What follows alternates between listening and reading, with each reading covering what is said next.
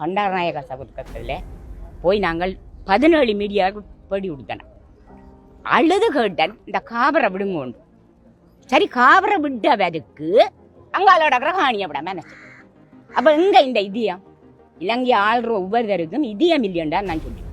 நாங்கள் இன்றைக்கு 30 வயதில் ஓடி இன்றைக்கு 66 வயது என்ன இந்த நிலையில வந்திருக்கிறோம். நாங்கள் சாகுற நேரம் என்றாலும் எங்கட காணியில போய் குடியிருந்து ரோசக்காரரா வாழலாம்டா இவ விடுற மாதிரியா என்ன தெரியல. ஆனா இப்ப நான் அடிச்சு சொல்றேன், இவ கடவுளால் எங்களுக்கு காணி விடத்தான் வேணும் விடுவினா. எங்களோட மக்கள் 1990ஆம் ஆண்டு இடம்பெயர்விற்கு பின்னர் பகுதியாக சில இடங்கள் விடுபட்டு மிகுதியாக இன்னும் கிட்டத்தட்ட 3000 ஏக்கர் இன்னும் இராணுவ வசம் முப்படையினர் வசம் இருக்கிறது. அந்த முப்படையினர் வைத்திருக்கிற காணிகள் முழுக்கவே எங்களுடைய மக்களுக்கு சொந்தமான தனியார் காணியா, அரச காணி என்ற பதத்துக்கு இல்லை. அதே போல் எங்களோட மக்கள் இந்த இடம்பெயர்வுக்கு பின்னர் சொல்லுனா துன்பத்தை அனுபவித்து கொண்டிருக்கிறார்கள்.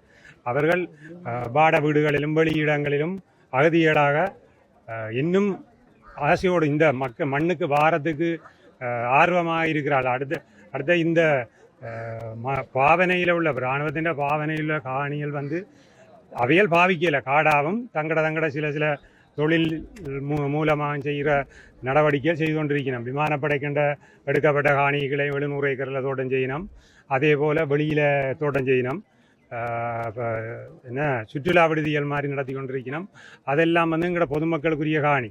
அவை அந்த காணிகள் எல்லாத்தையும் எங்களோட சனத்துக்கு எங்களோட ஆக்களுக்கு மக்களுக்கு முள்குடியேறாமல் இருக்கிற கிட்டத்தட்ட 3500 குடும்பம் இன்னும் இருக்குது முள்குடியேறதுக்கு. இந்த வெளிவடக்கில் 5 ஜிஎஸ்சி விசன், அதாவது 246, 48, 51, 52, 53, 55, 56 இவ்வளவு பிரதேசம் பலாலி மயிலிட்டி வசாவளான் பகுதிகளை சேர்ந்த ஆக்கள். அவ்வளவு மக்களும் இன்னும் குடியேறாமல் இருக்கிறார்கள்.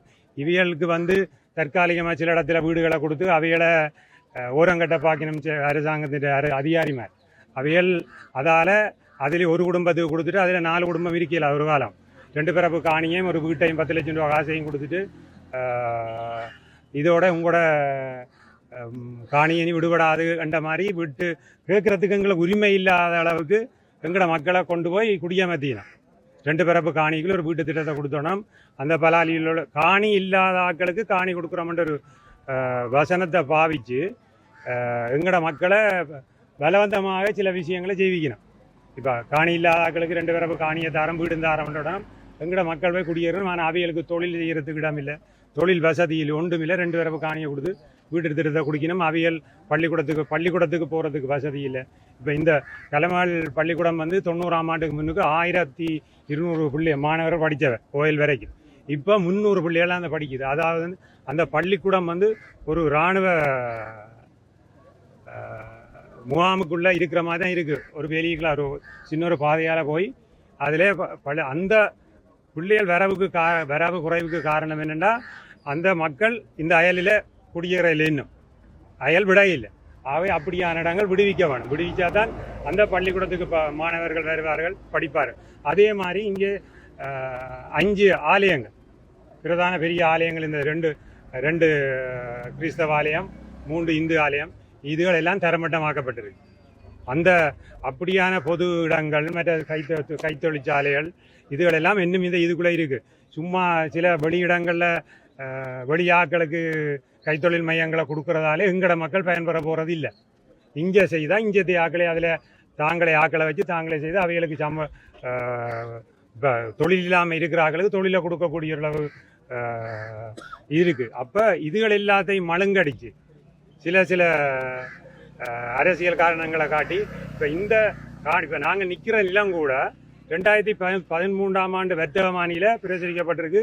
இது வளம் அரச காணியாக்கப்படும்.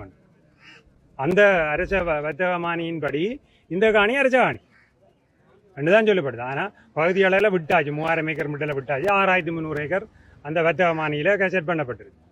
அதெல்லாம் உண்மையாக அந்த வர்த்தகமானி ரத்து செய்யப்பட்டால் தான் நாங்கள் இந்த காணிக்கு உரிமையாளர். எங்கள்கிட்ட உறுதி இருக்கலாம், ஆனால் எங்களுக்கு உரிமை இல்லை.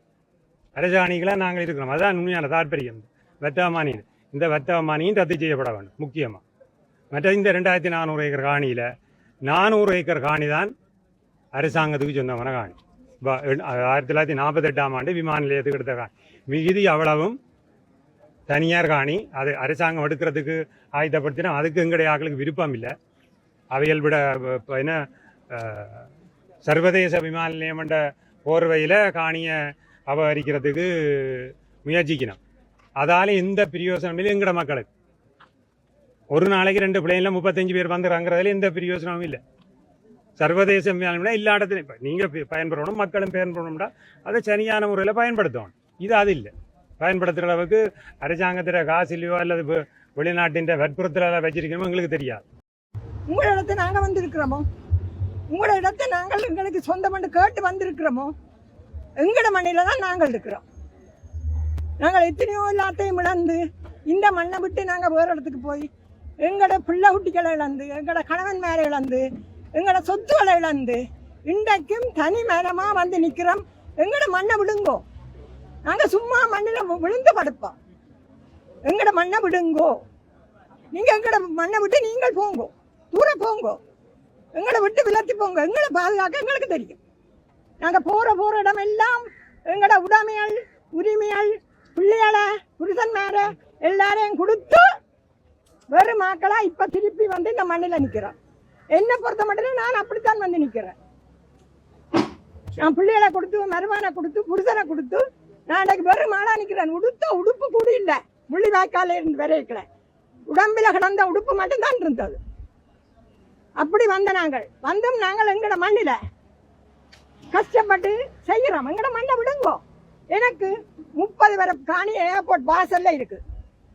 அந்த காணி இன்றைக்கு விட்டா நான் என்னுடைய பிள்ளைகள் வெளிநாட்டில் இருக்கிற பிள்ளைகளை கூப்பிட்டு எனக்கு வெளிநாட்டில் பிச்சை எடுக்க வேண்டாம், நீங்க வந்து விவசாயம் செய்யும் கொண்டு விடுவேன்.